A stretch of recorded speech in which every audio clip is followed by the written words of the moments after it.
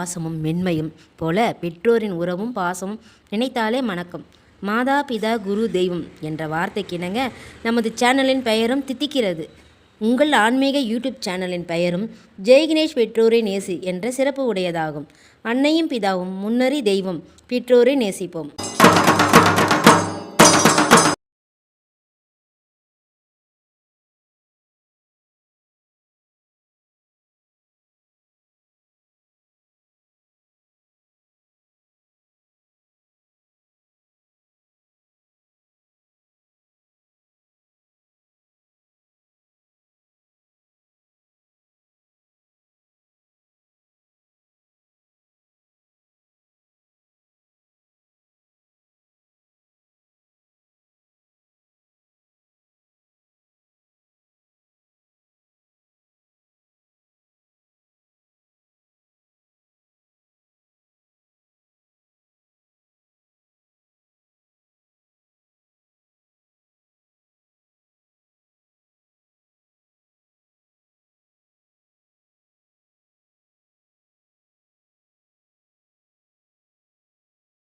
எல்லாம் வல்ல இறையருளாலும் குருவருளாலும் எல்லோரும் எல்லாமும் பெற்று இனிதே வாழ வாழ்த்துக்கள்.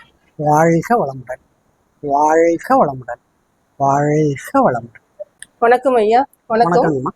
அக்குபஞ்சர் பத்தி சில சந்தேகங்களை ஐயா கிட்ட கேட்கணும். வணக்கம். வணக்கம் ஐயா. வணக்கம்மா. என்னோட பேர் சுகித்ரா. சார் செந்தில்குமார் சார் அக்குபஞ்சர் பத்தி நமக்கு தெரியாத சில விஷயங்களை பத்தி சொல்றதுக்காக வந்திருக்காங்க. நம்ம இந்த சேனல் மூலமா இந்த நிகழ்ச்சியில நம்ம நிறைய விஷயங்கள் தெரிஞ்சுக்கலாம். வாங்க. அக்குபஞ்சர் மருத்துவர் செந்தில்குமார் ஐயா கிட்ட அக்குபஞ்சரை பத்தின ஒரு சில சந்தேகங்களை நம்ம கேட்டு தெரிஞ்சுக்க போறோம். அக்குபஞ்சர் மருத்துவம்னா என்னங்க சார்? அக்குபஞ்சர் மருத்துவங்கிறது நம்மளோட பாரம்பரியமான மருத்துவத்துல ஒரு சிறந்த மருத்துவம். இந்த மருத்துவம் யார் நம்மளுக்கு அருளியதுன்னு கேட்டா போகர் அருளிய ஒரு அற்புதமான ஒரு விஷயம். போகர் நம்ம நாட்டுல கொடுக்கறப்ப வாழ்வியல் முறையோட சேர்ந்த ஒரு அற்புத கலையா அதை கொடுத்துட்டாங்க நம்மளுக்கு. ஆனா நம்ம வாழ்வியலோட அதை ஃபாலோ பண்ணனாலையோ என்னவோ தெரியல, நாம என்ன பண்ணிட்டோம், அதை பெரிய ஒரு மருத்துவ துறைக்குள்ள அதை கொண்டு போகாம வாழ்வியலாவே நம்ம பார்த்துட்டோம். அதனால நம்மளுக்கு அதோட மகத்துவம் தெரியல. அதே நேரம் இதே மருத்துவம் சீன முறைக்கு போனப்ப சீனாவுக்குள்ள இருந்த மகான்கள் அதை கையாளுறப்ப அவங்க என்ன பண்ணாங்கன்னா இதை ஒரு மருத்துவ குறிப்பேடுகளா எடுத்து வைக்க ஆரம்பிச்சாங்க. அதனால அந்த மருத்துவ குறிப்பேடுகள்ங்கிற அடிப்படையில இது என்னன்னா அக்குபங்சர் மருத்துவங்கிற ரீதியில இது வெளிப்பட ஆரம்பிச்சிச்சு. உலகம் பூரா பரவி இன்னைக்கு அக்குபங்சர் மருத்துவம் சொல்லி நம்ம இதை சொல்றோம். இது எப்படி வேலை செய்யும்னு கேட்டா, அக்குபங்சர்னா என்னன்னு கேட்டீங்கன்னா குத்தூசி முறையில நம்மளோட உடலை சீர் செய்வது. அந்த குத்தூசி மருத்துவம் சொல்லக்கூடியது இந்த குத்தி ஊசி இடுதல் மூலமா என்ன நடக்கும்? ஒன்றும் இல்லை, சிம்பிளா புரிஞ்சுக்கிறதுனா, நாம தொடுறோம், கைய தொடுறப்ப என்ன வருது? ஒரு உணர்வு தெரியுது. இந்த உணர்வு வந்தோடனே நாம என்ன பண்றோம்? ஏதோ ஒரு வகையில நாம திருப்பி பார்க்கிறோம், அப்படிதானே? அதே போல ஒரு இன்னும் புரியுற மாதிரி சொல்லணும்னா, ஒரு கொசு கடிக்குதுன்னு வச்சுக்கோங்க, இல்ல ஒரு எறும்பு கடிக்குது. கடிச்ச உடனே நீங்க என்ன பண்றீங்க? அந்த எறும்பை கடிச்ச இடத்துல உடனே கடிச்சதுங்கிறது உங்களுக்கு உணர்வு. ஆனா இந்த கடிச்ச இடத்துல நீங்க என்ன பண்றீங்க? அந்த இடத்துல அடிக்கிறீங்களா இல்லையா? இல்ல அந்த எறும்பை பிடிச்சி தூக்கி எறிகிறீங்களா இல்லையா? அப்ப இது எதுல வேலை செய்யுது? அந்த உணர்வுங்கிற அடிப்படையில இது வேலை செய்யுது.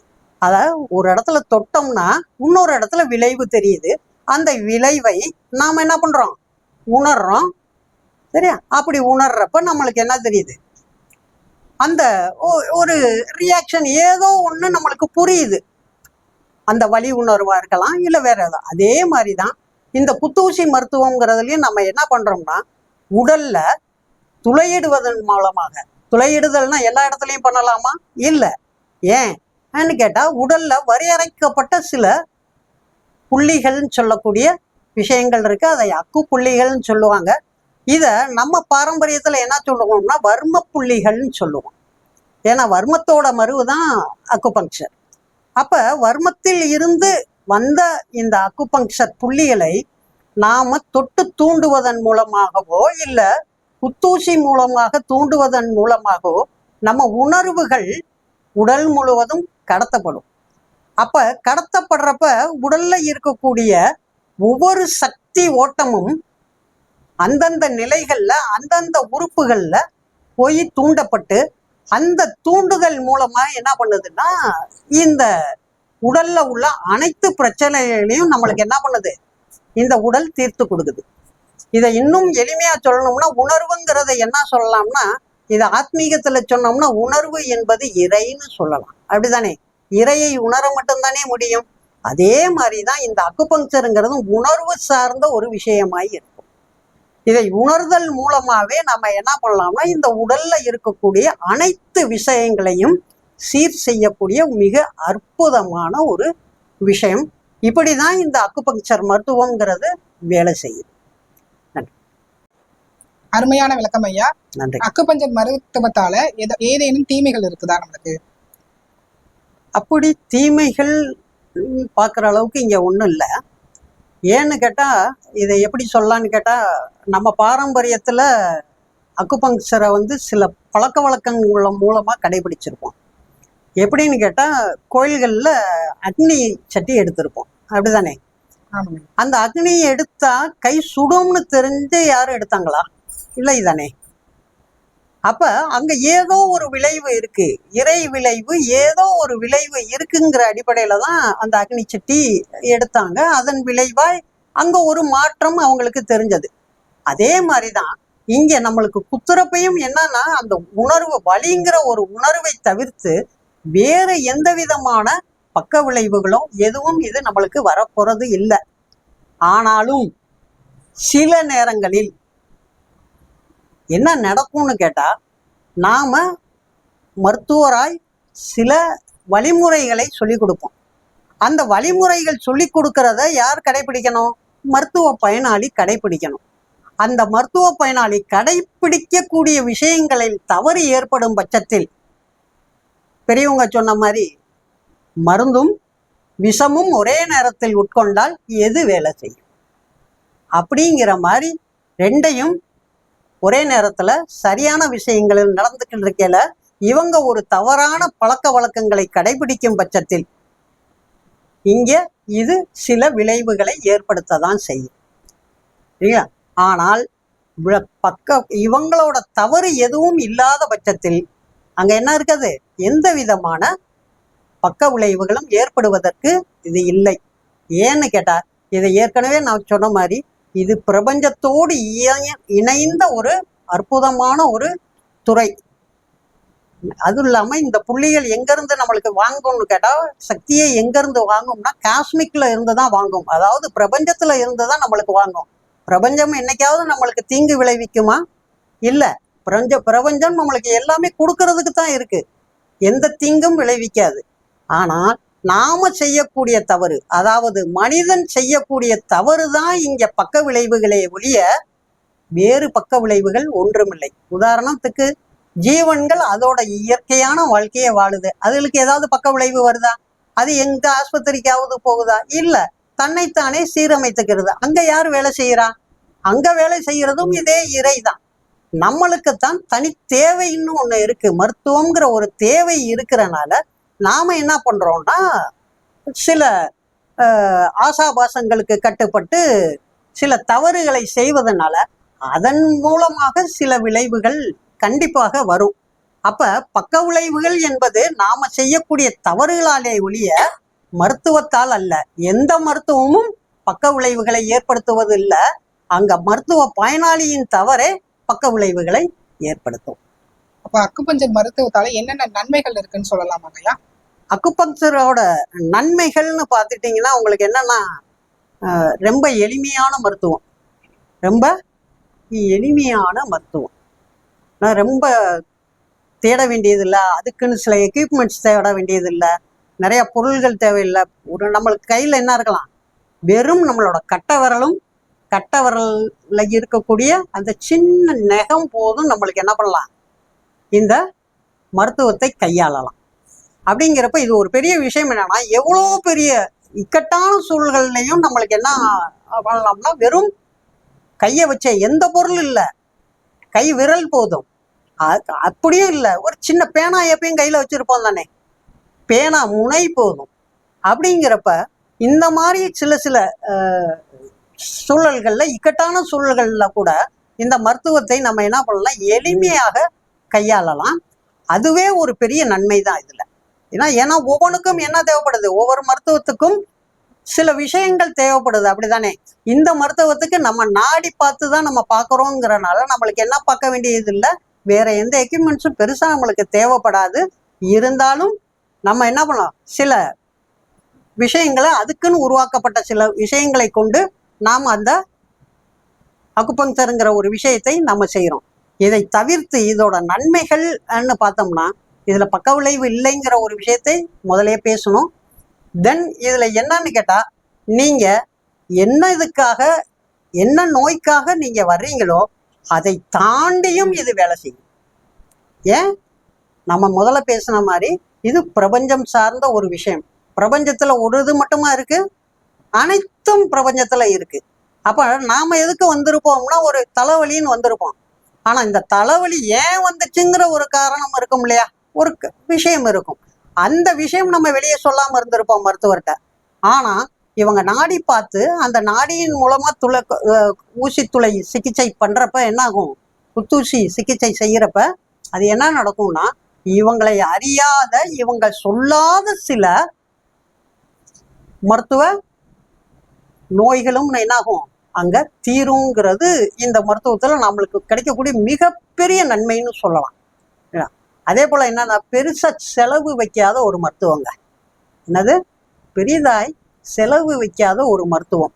அதே நேரம் நாம மக்கள் இதை உணர்ந்து புரிந்து கொண்டு அதை நிறைய கடைபிடிச்சாங்கிறப்ப நிறைய விஷயங்கள்ல எளிமையா மாற்றி கிடக்கும். நன்மைகள்ங்கிறது இதுல சொல்லில் அடங்கா, எண்ணில் அடங்காத விஷயங்கள் இதுல இருக்கு.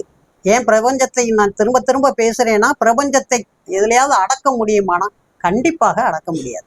பிரபஞ்சத்தை எதையும் அந்த அளவுக்கு அதோட ஆற்றல் அளப்பரியது. புரியுதுங்களா? அப்ப அந்த ஆற்றல் நம்மளுக்கு நன்மை செய்யுமா, தீமை செய்யுமா? இயற்கை இறைவன் நம்மளுக்கு படைச்சதே நாம வாழ்றதுக்கு தான், நாம அனுபவிக்கிறதுக்கு தான். சரியா? அப்ப அங்க நன்மைகள் உண்டா, தீமைகள் உண்டா? என்னோட குரு எனக்கு வழி நடத்துறப்ப எனக்கு சொன்ன ஒரு விஷயம், இந்த மருத்துவம் மித்த மருத்துவங்கள் மாதிரி உடல்லையும் மனதில் மட்டுமே வேலை பார்ப்பதல்ல, இது பிரபஞ்ச நாடியோடு தொடர்புடையது சொல்லி இதை சொல்லியிருப்பாங்க. அப்ப பிரபஞ்சம் நம்மளுக்கு எப்படி வேலை செய்யுதுன்னா, மனிதனை எதுக்கு படைச்சிருக்குன்னா அனுபவிக்கிறதுக்கு தான் படைச்சிருக்கு. மனிதன் ஆண்டவன் படைச்சான், என்கிட்ட கொடுத்தான், அனுபவி ராஜான்னு அனுப்பி வச்சான்னு ஒரு பாட்டு இருக்கு இல்லையா, அதே மாதிரி இந்த பாட்டின் பாட்டு மாதிரியே நம்மளை அனுபவிக்கிறதுக்கு தான் அனுப்பி வச்சிருக்கான்னா, பிரபஞ்சம் நம்மளுக்கு தீங்கா விளைவிக்குது கிடையாது. நம்மளோட செயல்கள் தான் அங்க தீங்கா வருமே ஒழிய, இங்க நன்மைகளை தவிர்த்து மருத்துவத்துல, இந்த மருத்துவம் இல்லை, எந்த மருத்துவத்திலும் தீங்குகள் என்பது இல்லை.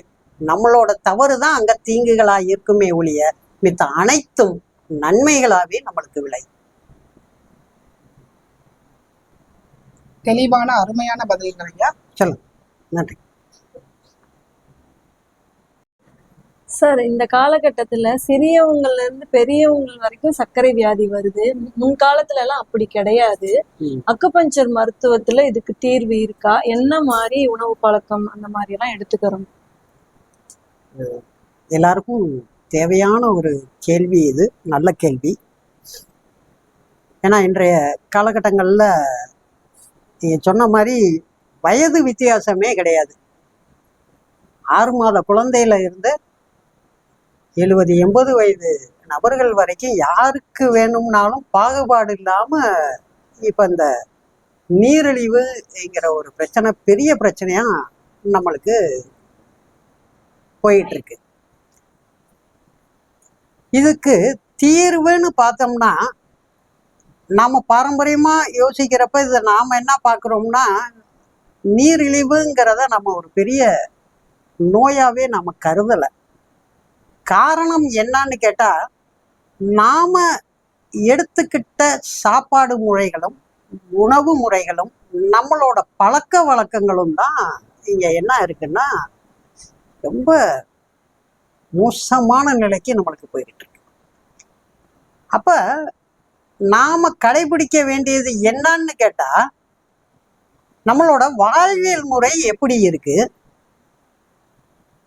நம்மளோட உணவு முறைகள் எப்படி இருக்கு, நாம வாழும் இடத்திற்கு தகுந்த சூழ்நிலைக்கு தகுந்த உணவு முறைகளையோ பழக்க வழக்கங்களையோ நாம கடைபிடிக்கிறோமா என்கிற கேள்விதான் இங்க முன்னிறுத்தப்பட வேண்டியதா இருக்கு. அந்த கேள்விக்கு பதில் தேடினோம்னா இன்னைக்கு என்ன இல்லை, பதில் நம்மள்கிட்ட இல்லை. அன்றைய காலகட்டங்கள்ல நம்ம முன்னோர்கள் எடுத்துக்கிட்ட உணவு முறைகளும் சரி, அவங்களோட உடல் உழைப்பு என்பதும் சரி எப்படி இருந்ததுன்னு கேட்டா மிக ஆழமானது. உழைப்புக்கேத்த உணவு, உணவுக்கேத்த உழைப்புன்னு சொல்லி மிக சீராய் இருந்தது அன்னைக்கு. இன்னைக்கு அப்படி இருக்கோமானா இல்லை. அன்னைக்கு சரியா சொன்னோம்னா அன்னைக்கு இரவு சாப்பாடு 7 மணி 8 மணி அதிகபட்சம் 7 மணிக்கெல்லாம் முடிஞ்சிடும்.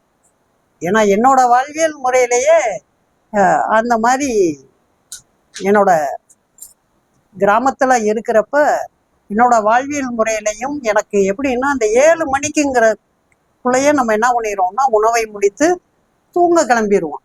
காரணம் என்னன்னு கேட்டா, நாம இருந்த இந்த வளர்ந்த காலகட்டத்திலையும் நான் வளர்ந்த இடத்துல கரண்ட் இல்லை, போக்குவரத்து இல்லை, பொழுதுபோக்கு அம்சங்கள் எதுவும் இல்லை.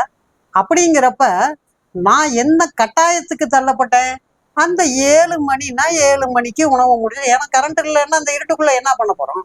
அப்ப வேகமா அந்த நிலைகள் நம்மளுக்கு தேவைப்பட்டுச்சு. அதுல இருந்து கடந்து வந்தனால நம்ம தூங்கிட்டோம்.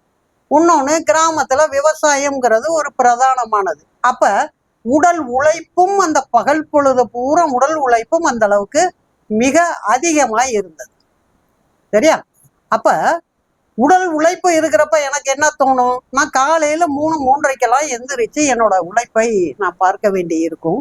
அந்த உழைப்பின்பால் எனக்கு என்ன ஆகும்னா அதிகபட்சம் முடிச்சுட்டு காலை சாயங்காலம் வந்தோடனே எப்படா போய் விழுவோம் அப்படிங்கிற மாதிரி தான் என்னோட நிலைப்பாடு இருக்கும். அப்ப என்னோட வாழ்வியல் முறையிலே இதை நான் உணர்ந்தேன். என்னன்னு கேட்டா, இன்னைக்கு நடக்கிற அனைத்து விஷயங்களுக்கும் காரணம் நம்மளோட வாழ்வியல் மாற்றங்கள் தான் இதுக்கு காரணங்கிறத நாம புரிஞ்சுக்கணும். அப்ப இன்றைக்கு சூழ்நிலைக்கு நம்ம நைட் ஷிஃப்ட் போறோம். அன்னைக்கு அந்த நைட் ஷிஃப்டோ இதோ அப்படியெல்லாம் எதுவும் கிடையாது. இன்றைய காலகட்டங்கள்ல இருக்கணும். இன்னைக்கு முடிந்த சில கேம்புகள்ல கூட நாங்க பார்த்த வரைக்கும் இந்த மாதிரியான மருத்துவ பயனாளிகள் வந்தாங்க. என்னன்னு கேட்டா, இரவு தூக்கம் என்பது அவங்களுக்கு இல்லை. ஷிஃப்ட் பேஸ்ல வேலைக்கு போறனால இரவு தூக்கம் சரியா இல்லை. பகல்ல எந்திரிச்சாலும் என்ன ஆகுது, குடும்ப சூழலின் காரணமாக அந்த தூக்கத்தை தள்ளி போட்டு இவங்களோட வாழ்வியல் முறையில அந்த ஓட்டங்களுக்கு ஓட வேண்டிய கட்டாயம் அவங்களுக்கு இருந்தது. அதன் அடிப்படையில அவருக்கு என்ன கேட்டா, அந்த முறையான உணவுகளோ முறையான செயல்கள் இல்லாததன் விளைவா அவருக்கு என்ன ஆயிருக்குன்னா, இந்த சிறு வயதுல அவருக்கு வயது கிட்டத்தட்ட அவ்வளவுதான் ஒரு 28ல இருந்து 30க்குள்ள இருக்கும். அந்த நபருக்கு இந்த மாதிரியான ஒரு தொல்லை வந்தது. காரணம் என்னன்னா, அவரோட வாழ்வியல் முறை மாற்றம் தான். அப்ப அந்த வாழ்வியல் முறை மாற்றத்துக்கு தகுந்து இன்னைக்கு நம்ம உழைக்கிறோம்னா, உழைப்பும் இன்னைக்கு என்னது, எல்லாமே டெக்னாலஜி ஆயிடுச்சு.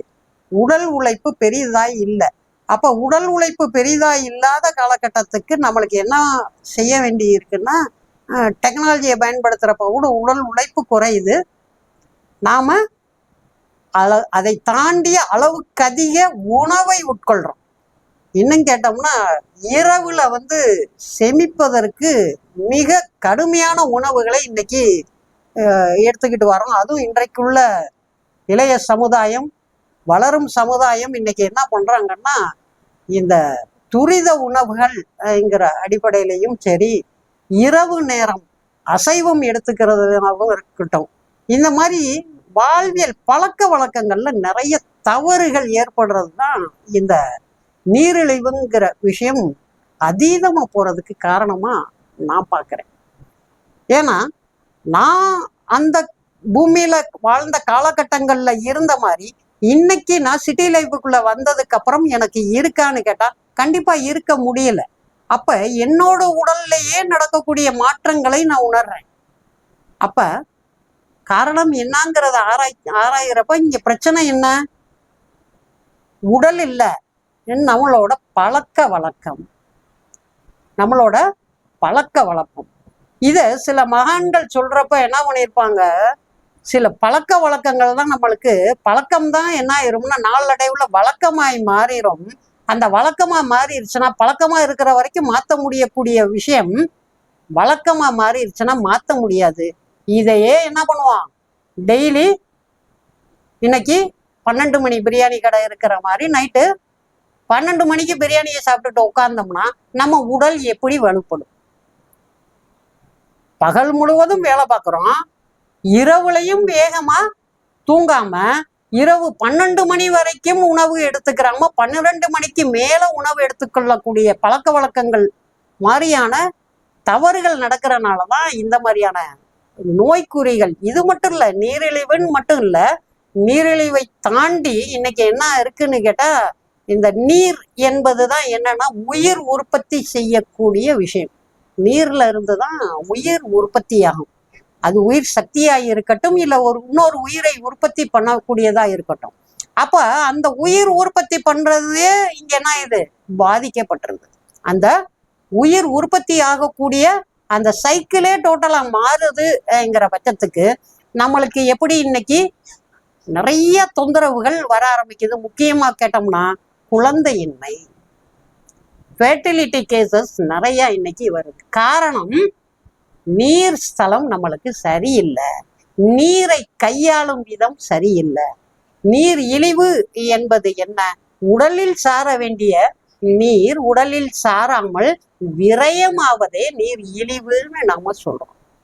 அப்ப அந்த நீரே உடல்ல 3/4 பங்கு உடல்ல நீர் இருக்க வேண்டிய இடத்துல அது இழிவாய்கிட்டே இருந்தா உடல் தாதுக்களும் விரயமாகத்தானே செய்யும்.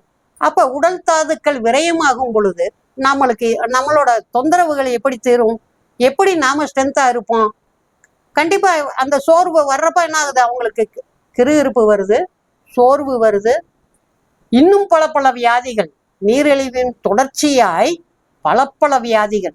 நீரிழிவு என்பது ஆரம்ப அறிகுறி மட்டுமே, அதனால் வரக்கூடிய பக்க நோய்கள் தான் நிறைய.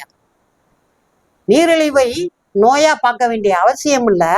அதை நம்மளோட பழக்க வழக்கங்களின் வாயிலா மாற்ற முற்பட்டோம்னா பின்னாடி வரக்கூடிய பெரிய பெரிய நோய்கள்ல இருந்து நாம தப்பலாம். அதுலயும் இன்றைய சமுதாயத்திற்கு முக்கியமா வரக்கூடியது என்னது? கர்ப்பப்பை சார்ந்த தொந்தரவுகள், ஃபெர்டிலிட்டி சார்ந்த தொந்தரவுகள், குழந்தையின்மை, மாதவிடாய் கோளாறுகள், அப்படி இப்படின்னு நிறைய தொந்தரவுகள் இதை சார்ந்தே வருது. இது மட்டும் இல்ல, எப்ப நீர்ஸ்தலம் பாதிக்கப்படுதோ இறை கூற்றுல நீரிலிருந்தே விளையுமாம் நெருப்பு. சரிங்களா? நெருப்பு எங்க இருந்து விளையணும்? நீரிலிருந்து தான் விளையணும்.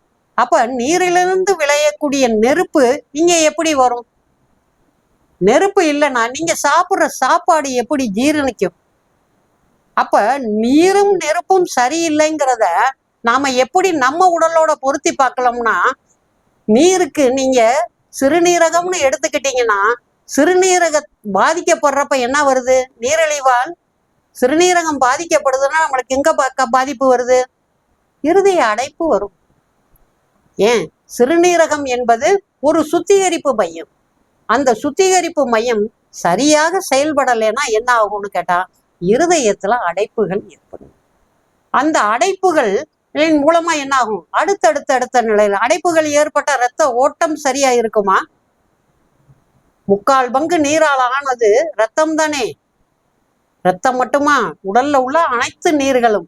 இது சுழற்சி எப்படி இருக்கணும்? மிக சீராக இருக்கணும். இதுல முழுமையான பங்கை எடுப்பது என்னது? இருதயம் தான். ரத்தத்தின் மூலமா எல்லா சத்துக்களையும் உடலுக்கு கொண்டு போறது, தேவையற்ற கழிவுகளை நீக்கி உடலுக்கு வேண்டிய ஆற்றலை கொண்டு போய் சேர்ப்பது இந்த இருதயம்தான்.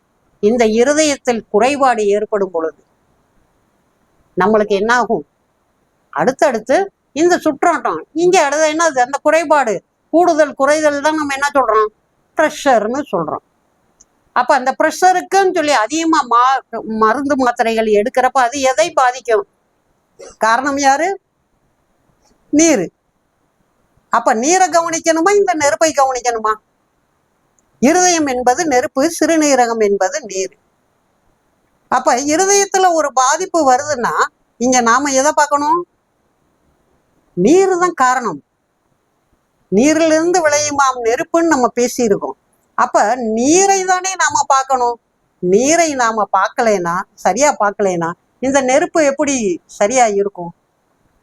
சரிங்களா? அப்ப தீர்வு என்கிறது என்னதுன்னு கேட்டாங்கன்னா, இந்த இருதய பிரச்சனையா இருக்கட்டும், இல்ல நீர் சார்ந்த தொந்தரவுகளா இருக்கட்டும், இரண்டும் ஒன்றுக்கொன்று தொடர்புடையது.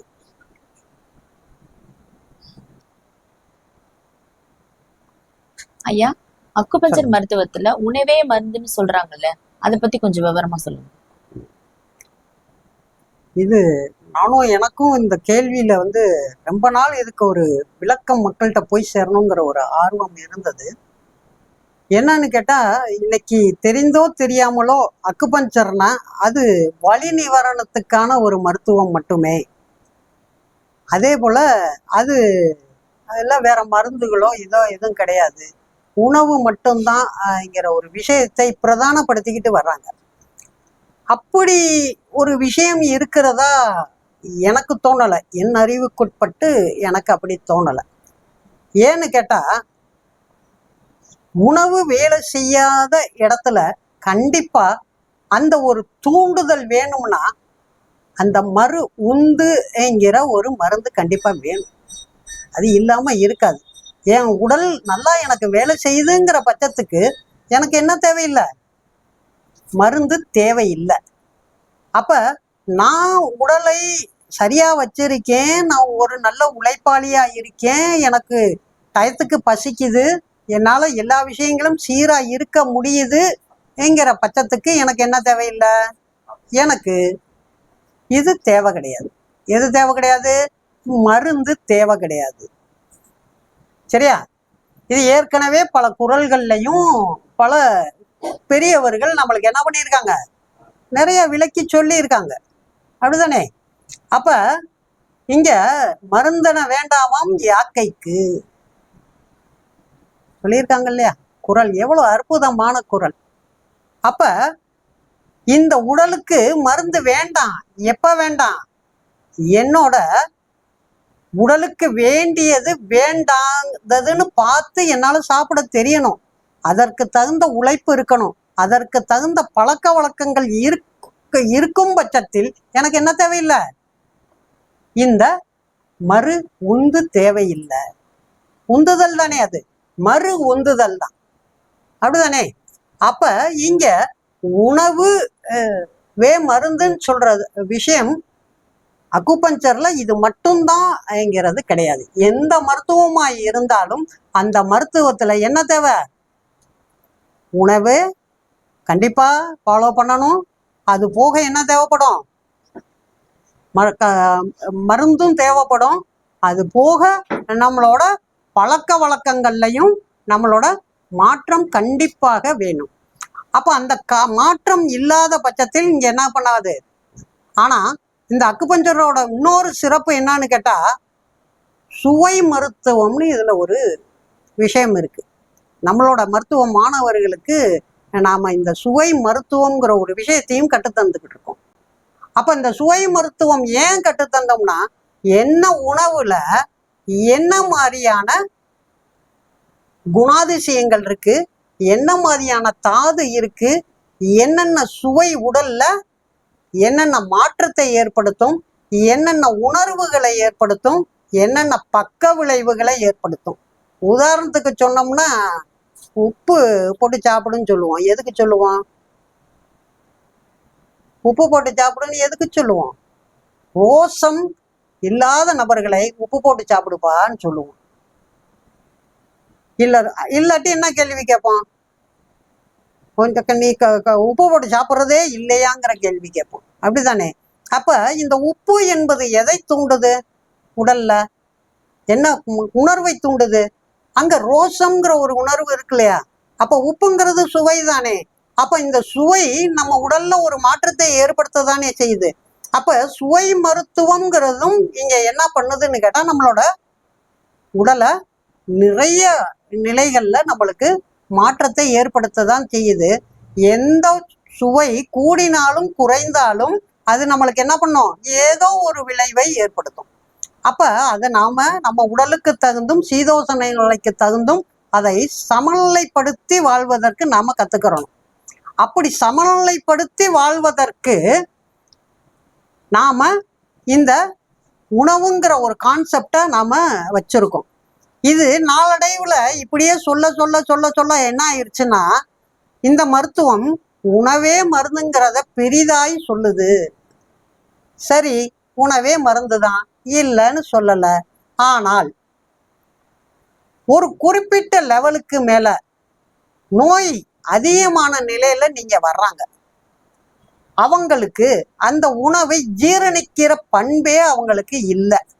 அந்த சூழல்ல அவங்களுக்கு நீங்க உணவை வைத்து மட்டுமே எப்படி அதை சீர் செய்ய முடியுமானா கிடையாது. ஏன்னு கேட்டா, உணவு என்பது நம்ம உடல்ல முதல்ல என்னது, இறைப்பையில போய் ஜீரணமாகி அதுக்கப்புறம் தான் அது என்னவா மாறணும்? தாதுக்களாவோ மினரல்ஸாவோ உடல் சக்தியாவோ உடல் ஆற்றலாவோ மாறணும். சரியா? ஆனா அந்த உணவை வாங்கி அரைக்கும் பண்பே எனக்கு இல்லை ஒரு நிலையில ஒரு மருத்துவ பயனாளி வர்றாரு. அவரோட உடல் அவ்வளவு பலவீனப்பட்டிருக்குங்கிறப்ப நாம அந்த உணவை கொடுத்து சீர் செய்யணுங்கிறப்ப என்ன ஆகும்னா காலதாமதங்கள் ஆகும். அப்ப அந்த காலதாமதங்களை தவிர்ப்பதற்கு நாம என்ன கொடுக்க வேண்டி இருக்கும்னா, கண்டிப்பா மறு உந்து ஒன்று வேண்டும், மறு உந்துதல் ஒன்று வேண்டும்.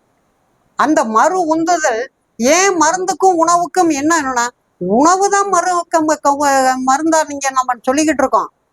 என்ன ஒரு எளிமையான ஜீரணிக்க கூடிய வடிவுல நம்ம இந்த மருந்தை செஞ்சிருக்கோம். அது நேரடியாக நம்ம சில மருந்துகள் நேரடியாக நம்ம ரத்தத்தில் கலந்து உடனடியாக வேலை செய்யும். உதாரணத்துக்கு நீரிழிவு நோயாளிகளுக்கு கிருகிருப்பு வருதுன்னு உடனேயும் கொஞ்சம் சர்க்கரையை வாயில போடுன்னு சொல்றோம்ல. அப்ப இந்த சர்க்கரைங்கிறது அங்க என்னவா வேலை செய்யுது? இமீடியட்டா மருந்தா தானே வேலை செய்யுது. இமீடியட்டா உள்ள போய் என்ன பண்ணுது? அந்த கிருகிருப்புங்கிற ஒரு விஷயத்தை நம்மளுக்கு என்ன பண்ணுது? தீர்த்து வைக்குது. அப்படித்தானே? அப்ப இங்க உணவே மருந்துங்கிறது கண்டிப்பாக அவசியம், அதுதான் உண்மை. அதே நேரம் அக்குபஞ்சர்ல உணவே மருந்துங்கிறது மட்டும் கிடையாது.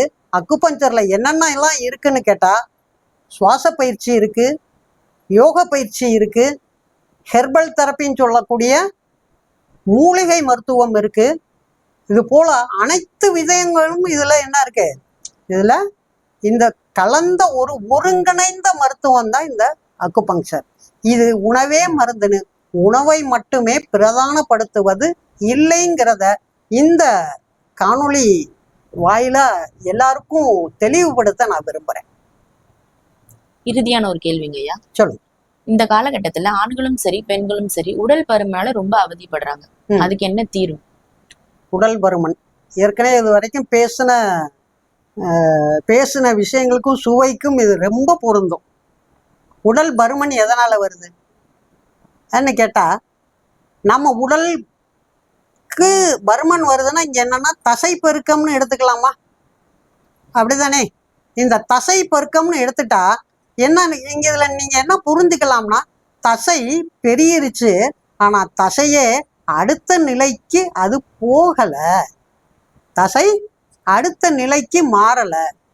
ஏன்னா உடல் எதனால கட்டமைக்கப்பட்டதுன்னா 7 தாதுக்களால் கட்டமைக்கப்பட்டதுங்கிற அடிப்படையில இங்க நாம என்ன சொல்றோம்னா, ஒவ்வொரு விஷயமும் ரத்தம் எப்படி தசையா மாறுச்சோ, தசை அதுக்கப்புறம் என்னவா மாறணும்?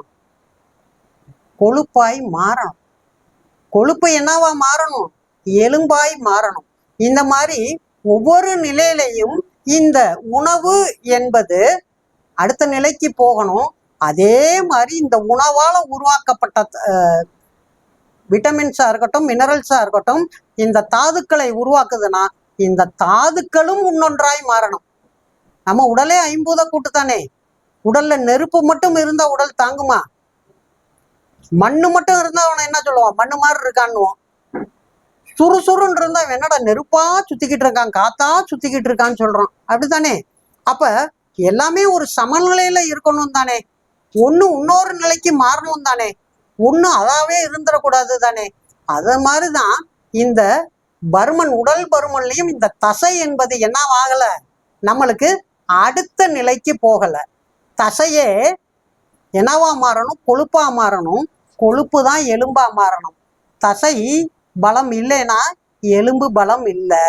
அப்ப தசை பலம் இல்லாம எலும்பு பலம் குன்றினால் இங்க மூட்டு வலி வருமா வராதா? இன்னைக்கு மூட்டு வலிக்குன்னு நம்ம எந்த மருத்துவமனைக்கு போனாலும் முதல்ல நம்மளை குறைக்க சொல்றது எதை குறைக்க சொல்றான்? வெயிட் லாஸ் பண்ணுங்க, இவ்வளோ வெயிட்டு கூடாது. 2 விஷயம் இருக்கு. வெயிட்டாலையும் இருக்கும், தசை இல்லாததுனாலையும் இந்த எலும்புகள்ல பிரச்சனை வரும். தசை இருந்தா தானே இந்த எலும்பு உற்பத்தி. அப்ப தசை இல்லாதனாலையும் இந்த எலும்புல பலவீனம் வரும். தசை அதீதம் ஆயிடுச்சுனாலும் இந்த எலும்பு பலவீனம். ஏன்னு கேட்டா வெயிட்டு தாங்க முடியாது. அந்த மூட்டுக்கு ஒரு அளவு வேணும் தானே.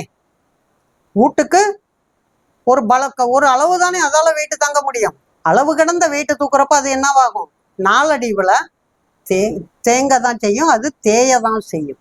அப்ப இதுல நாம தெரிந்து கொள்ள வேண்டியது, திரும்பவும் சொல்றது, ஆரம்பத்துல சொன்ன மாதிரி நம்மளோட உணவு பழக்க வழக்கங்கள், ஒரே மாதிரியான உணவு வகைகள். இன்னைக்கு பெரும்பாலும் சரியா பார்த்தோம்னா என்னது, வீட்டுல ஒரு சவப்பட்டி வச்சிருக்கோம். அந்த சவப்பட்டியில என்ன பண்றோம்? 4 நாள் 5 நாளைக்கு இட்லி மாவை அரைச்சி வச்சுக்கிட்டு இன்னும் வாரக்கணக்கில் வச்சிருக்கிற ஆள்லாம் இருக்காங்க. அப்படிதானே? அப்ப இந்த மாதிரி வச்சுட்டு ஒரே புளித்த உணவுகளை எடுக்கிறப்ப, புளித்த உணவுகள் பாருங்களேன், புளிச்சு போனதுன்னு ஒன்ன சொல்றப்ப புளிச்சது என்ன பண்ணுது? உப்பை தானே செய்யுது. அப்ப நாமளும் அந்த மாதிரியான உணவுகளை, குணங்கள் பாருங்களேன், அது என்ன காமிக்குதோ அது நம்ம உடம்புலையும் காமிக்கும். அங்க வெளியே தெரிகிறது நம்ம உடல்லையும் காமிக்கும். பிரபஞ்சத்துல என்னெல்லாம் இருக்கோ அது பூரா இந்த உடம்புல இருக்கு. அண்டத்தில் உள்ளதே பிண்டத்தில் உள்ளது. அப்ப அங்க வெளியே காமிக்கிறதே நம்மள உடம்புலயும் இருக்குங்கிறப்ப நாம அந்த இதை பார்த்தாவது நம்ம இதை மட்டுமே அதிகமா எடுத்துக்கிட்டோம்னா நம்மளோட பண்பும் இப்படித்தானே போகுங்கிறது கொஞ்சம் யோசிக்கலாம் தானே. அப்ப அதுக்கு ஒரு மாற்று உணவு வேணும் தானே. டெய்லி ஒரே மாதிரியான உணவுகள் எடுப்பதுங்கிறது சரியா வருமா? வராது. இன்றைய கேம்ப்ல கூட நடந்த விஷயம் என்ன, வந்த 195 பேருக்கு மேல என்னது, காலையிலையும் இட்லி தோசை, மாலையிலையும் இட்லி தோசை. அதை தவிர்த்து என்னது, நிறைய புளித்த உணவுகள், இந்த ஃபாஸ்ட் ஃபுட் மாதிரியான உணவுகள். இப்படி அதிகமா எடுத்துக்கிட்டு இருக்கையில நம்மளுக்கு எப்படி இது சரியாகும்? அப்ப இந்த உடல் பருமனை சரி செய்யணும்னால நம்மளுக்கு என்ன பண்ணணும்? உணவு பழக்க வழக்கங்கிறது மஸ்ட்டு. அது போக இந்த உணவு பழக்க வழக்கங்கள் மட்டுமானு கேட்டா அது மட்டுமே இல்லை. சாப்பிட்டு சாப்பிட்டு தூங்குனா சரியாயிருமா? சாப்பிட்ற சாப்பாட்டுக்கு கொஞ்சமாவது உழைக்கணும். சாப்பிட்ற சாப்பாட்டுக்கு கொஞ்சமாவது உழைக்கணும். அப்ப உழைச்சோம்னா இந்த தசைக்கு என்ன ஆகும்? தசைக்கு ஒரு நெருப்பு கிடைக்கும் தானே. இந்த தசைக்கு நெருப்பு கிடைக்குதுங்கிறது ஒரு இயக்கம் தானே. இந்த இயக்கம் கிடைக்கிறப்ப அது என்னவாகும்? அடுத்த நிலைக்கு நம்மளை அடுத்த தாது உருவாக்கத்திற்கு கொண்டு போறப்ப அந்த தாதுக்கள் உடலுக்கு பலத்தை கொடுக்கக்கூடிய ஒரு விஷயமாய் இருக்கும். அப்ப எளிமையாய் சரி செய்யக்கூடிய ஒரு விஷயத்தை நம்மளோட பழக்க வழக்கத்தின் காரணமாக தான் நம்ம கெடுத்துக்கிறோமே ஒழிய இங்க என்னது அது வெளியே இருந்து வர்றது கிடையாது. இதை இன்னும் சிலர் என்ன சொன்னா, எனக்கு பரம்பரையாவே எங்க குடும்பத்துல எல்லாருமே இப்படிதான் இருக்காங்கன்னு சொல்றாங்கன்னா, இதுல பரம்பரைங்கிற ஒரு விஷயத்தையும் எடுத்துக்கிட்டோம்னா, பரம்பரையானா அம்மா சமைச்சது தானே பிள்ளை சமைக்கும். அம்மா கற்றுக் கொடுத்துக்கிட்டு போனது தானே பிள்ளை சமைக்கும். பிள்ளை சமைத்தது தானே அங்கிட்ட பாட்டியில இருந்து அம்மா, அம்மால இருந்து நம்மள இருந்து நம்ம பிள்ளைக்கு, நம்ம பிள்ளையில இருந்து அடுத்து பேரம்பேத்திக்கு, இப்படியே போறப்ப இந்த குடும்ப பழக்க வழக்கம்னு ஒண்ணு ஒரே மாதிரியே இருந்தால் இதுவும் அந்த குடும்பத்துல ஒரே மாதிரியான விளைவுகளை தானே ஏற்படுத்தும். அப்ப என்ன தேவை தேவையில்லை என்கிறத பார்த்து அதற்கு தகுந்த உழைப்புடன் கூடிய உணவு இருக்கும் பட்சத்தில் நம்மளுக்கு என்னல்ல மிக சீரான நிலையில நம்ம உடலை பேணி பாதுகாத்து மிக சீரும் சிறப்புமாய் வாழலாம். சரியா? அப்ப நாம கவனிக்க வேண்டியது நம்மளோட பழக்க வழக்கமும் நம்மளோட மனம் எதுல லயிக்குது என்கிற ஒரு விஷயம்தான். ஏன்னா எனக்கு புளிப்பு மட்டும்தான் எனக்கு பிடிக்கும், எனக்கு இனிப்பு மட்டும்தான் பிடிக்கும் சொல்ற நபர்கள் இருக்காங்கல்ல.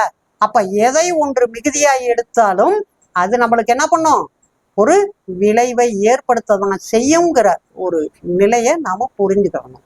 புரிஞ்சுக்கிட்டு அதன் வாயிலா அதை புரிந்து உணர்ந்து நம்மளுக்கு இந்த ஒரு நிலைய தக்க வச்சுக்கிட்டோம்னா உடல்ல என்றைக்குமே வியாதி இல்லாம இறையருளாமும் குருவருளாலும் இந்த வாழ்வியல்ல நம்ம என்ன பண்ணலாம், சிறப்பா சீரா ஆரோக்கியத்தோட நலத்தோட வளத்தோட நம்மளால வாழ முடியும். உங்க பதில்கள் ரொம்ப தெளிவாகவும் அருமையாகவும் இருந்ததுக்கு ரொம்ப நன்றிங்க. நன்றிங்கம்மா. எல்லாம் வல்ல இறையர்களும் குழுவர்களும் எல்லாருக்கும் எல்லாமும் தந்து வாழ்வாங்கு வாழ்வதற்கு அவர்களை வழி நடத்தட்டும். வாழ்க வளமுடன், வாழ்க வளம்.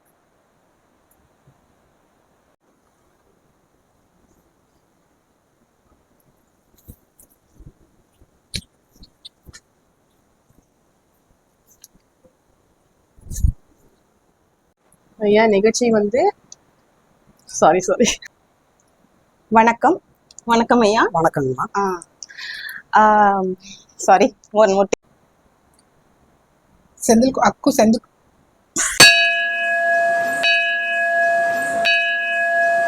வணக்கம். ஜெய் கணேஷ் பெற்றோரின் நேசி யூடியூப் சேனல் பார்த்தமைக்கு மனமார்ந்த நன்றி. லைக் பண்ணுங்கள், கமெண்ட் பண்ணுங்கள், ஷேர் பண்ணுங்கள், பெல் பட்டனை லைட்டாக தட்டி விடுங்க. வணக்கம்.